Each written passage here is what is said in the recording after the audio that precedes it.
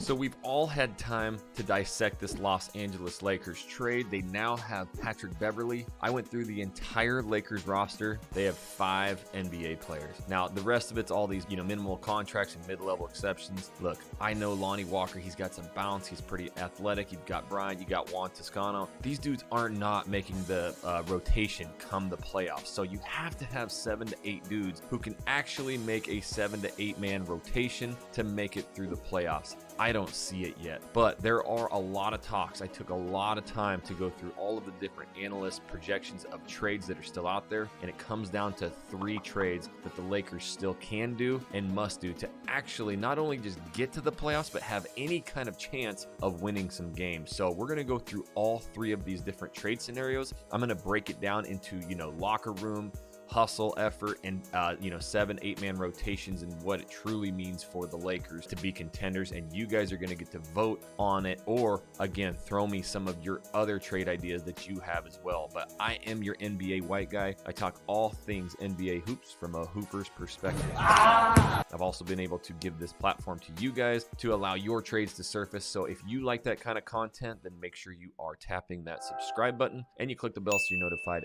every time I do a new video.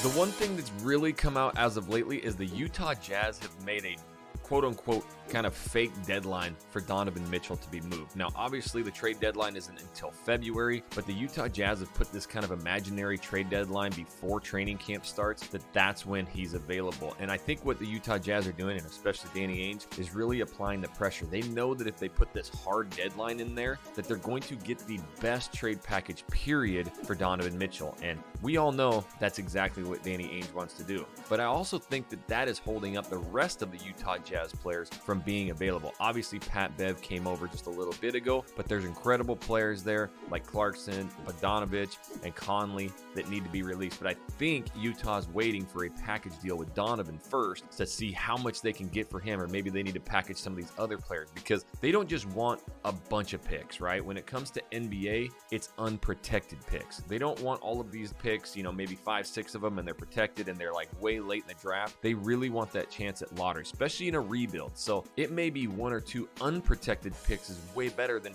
4 picks, that may have some contingencies to them that will, not be as valuable. So we need to see kind of how the Donovan Mitchell thing plays out, but there is a massive trade value with them. So what I'm going to do, I'm going to take some of your guys' proposals that you made and also what's out there in the NBA. There's 3 different trades right now that I believe the Lakers can and will make to get this team a little bit more of a viable, at least 7, 8 man rotation. Again, I want to preface this with, yes, you've got some bench players and there's a little bit of talent, that can carry them and give some minutes during the regular season. But when it comes to postseason, you need 7 to 8 dudes and you need real NBA players. And that is what we need to be talking about. So with that, again, we're going to go through these 3 different trades, and then you guys need to comment down below which one that you like the most, or is there something else out there that I'm missing? Now, the third trade that we're going to do at the end, I believe, gives them their best hope to be not only playoff, but title contenders. Number 1 is with the San Antonio Spurs. I have received probably 50 different comments from you guys talking about, hey, what do you think about Richardson and McDermott? Here's my complete thought on that. Again, you have to think about this in a Hooper's perspective of like, can these dudes come in and actually give minutes and make a 7 to 8 man rotation? McDermott can light the place up. In fact, who he reminds me of is kind of a Mike Miller in the Miami days. But I don't know if I'm going to trade for him. Like, what are you actually going to trade? Are you going to give up picks to get a McDermott? I would love to see him as a free agent come and sign with the Lakers, something like that where you do have shooters. Mike Miller legitimately won, 1 or 2 playoff games for Miami, and that is massive. If you can have these players just win you one game, maybe if you're not shooting as well, or they just get hot. Miller, hit 8 threes, I think, in one game, and he just carried them to that one victory. Birdman did it for crimini's sake. He literally went, I think, 9 for 9 in a game. The dude averaged like 2 points a game, but one game he just made, 18 points. He didn't even miss a free throw or a shot attempt, and he won them that game. Now, these are dudes that you can sign on as free agents, but what are you truly going to trade and give up? Young draft picks for an old McDermott? Yes, he can shoot, but I don't know if that dude's making a 7 to 8 man roster or at least rotation. Now, Josh Richardson, he's the exact same player. These dudes both can actually shoot very well. They've had seasons in the 42 to 45% behind the arc, so I know that they can shoot, but I just truly think come playoff time, I don't know if they're going to be real viable options. Maybe they come in for a couple minutes here, but I'm not going to really give up a lot of my draft capital or anything. Of course, getting rid of Westbrook would be massive, but you've got to probably give some draft capital to get those guys back. So the second trade that's out there is Pelinka, get your butt back on the phone with the old Utah Jazz and try and make something happen. I still think this is pretty viable. Again, I think Donovan, and I've messed this up a couple times, and I keep saying Donovan McNabb. You guys are killing me in the comments, but I don't know why I'm saying that. Donovan Mitchell, I think he's got to go first, but there are some viable players out there. Conley, Clarkson, and Bogdanovic. I love getting, especially Bogdanovic. That is a dude who can make the 7 to 8 man rotation. There's games he's going to be playing 30 minutes out there. 6'8", tough European player who can create his own shot. This is something that spreads the floor. The number one thing we have to do, you have LeBron, you have AD. You need them with other 3, 4, 5, 6 NBA players who can spread the floor and cause defenses to not double and triple those 2 star players. Bogdanovic is going to do that. The dude is a walking bucket. He can stretch the defense out. He can hit from anywhere, and he kind of has that tough competitive edge. You've already now got Patrick Beverly. He's going to be a pest. I don't care what you say. He's one of the top defenders out there, period. And I'm not talking about statistical or anything. He literally can just change the trajectory of a game by his attitude, by pestering. I've played against these dudes, and pestering isn't a word, I don't care, by absolutely being a pest. It's annoying. And when you think again in the postseason, when you're doing a 7-man rotation, that means the other team only has 7, 8 dudes. And if you're wearing out the star player every single game, it really can affect. If you watch some of the playoffs that LeBron, he carries these teams all the way to the end. The star player that usually he's going against by the end is absolutely worn out, because not only does he have to give it all for 48 minutes or overtime, he's also playing against the best defender. So Jimmy Butler did that in the bubble. He was dead. We see a lot of players, Donovan Mitchell per se, when LeBron guarded him at the end of that series, Utah Lakers, he just wore him out. And that's the thing. If you can wear these stars out, Pat Bev will do that. No box score is going to show you it, but he's one of the best defenders. Now, this is something, obviously, you can give these 2 picks, and Ainge is definitely going to want them. But if you can get a Conley, a Bogdanovic, and a Clarkson, these are a 7, 8 man rotation players. Clarkson can come in and give you buckets. Now, I want to talk about it real quick. I mentioned the 5 players that they have right now. I don't care about any other name on the Lakers. Really, the only 5 NBA players you have right now is Braun, AD, Kendrick Nunn, AR-15, Austin Reeves, and you got Patrick Beverly.